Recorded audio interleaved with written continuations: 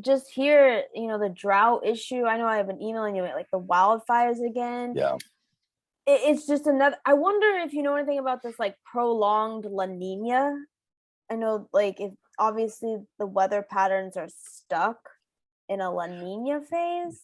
Well, the indices I've seen, of course, this always can change, is that the tendency is that it should be switching over at some point this summer to at least the neutral state, and then with the conversion over to the El Nino side of things this autumn.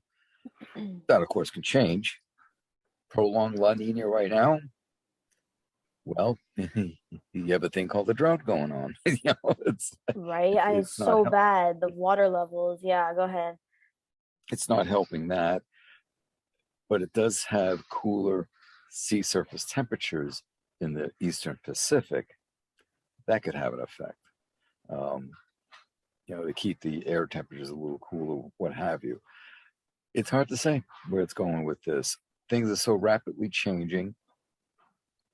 You still have. I had someone ask me on Twitter yesterday, about this very thing, and about what would a prolonged El Nino mean. And I basically responded with like, well, the El Nino really is a trapping and shoaling of layers of the ocean, and that's due to what the technocline and the thermocline are doing based on what we call baroclinic or barotropic condition.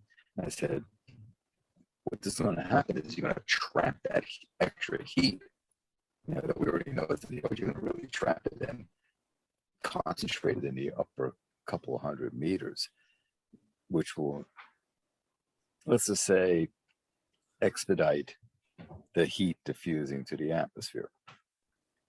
It's just really difficult to know at this point because the way our understanding of ENSO cycles is really being thrown in kilter because it's really not following historical patterns.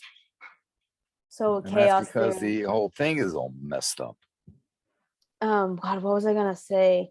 Oh, the issue of the El Nino too, right? So like in an El Nino shift, the world gets warmer on average. I mean, it seems to be like I think 2016 was an El Nino, and that was like the hottest year on record in human history.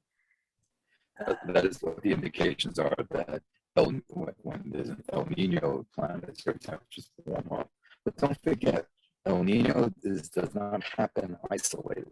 El Nino has teleconnections with, the Pacific Decadal Oscillation.